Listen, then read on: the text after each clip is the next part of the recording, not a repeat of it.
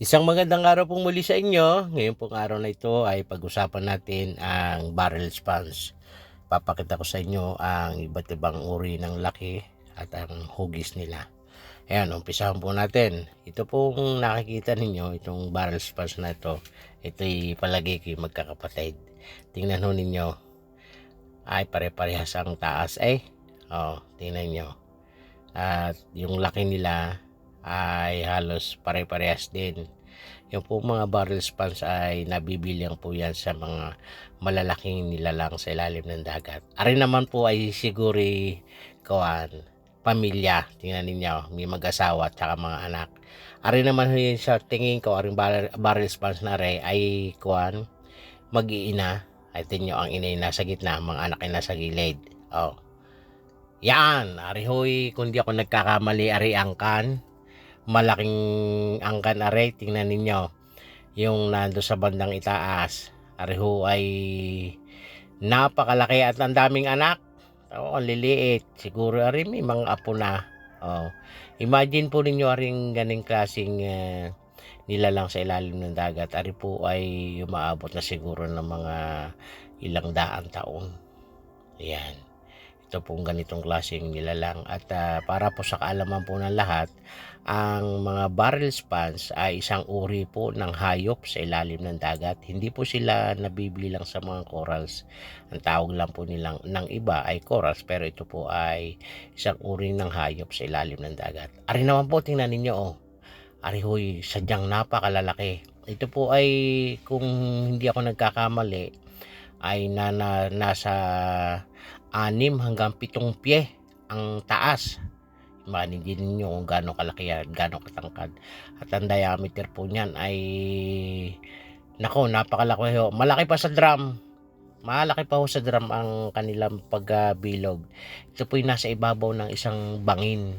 Itong lugar na ito, medyo malabo lang ho ang tubig. Pero kung mapupuntahan yung lugar na ito, ay talaga naman ho.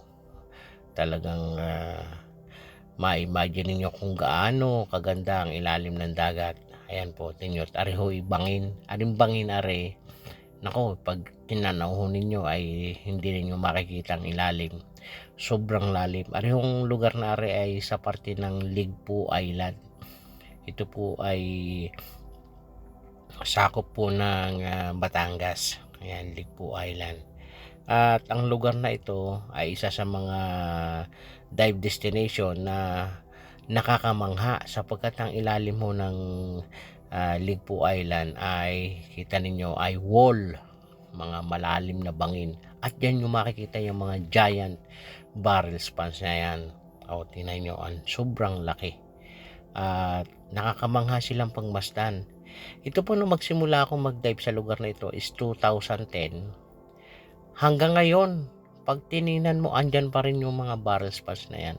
At sobrang lalaki po nila. Imagine niyo po kung gaano katanda na. So, makita ko yan, halos ganyan na rin kalaki noong 2010. Kaya mamamangha po kayo sa ganda ng mga barrel spans na yan. At yan po ay isang location lang Isang location lang, yun po yung pinapakita ko sa inyo.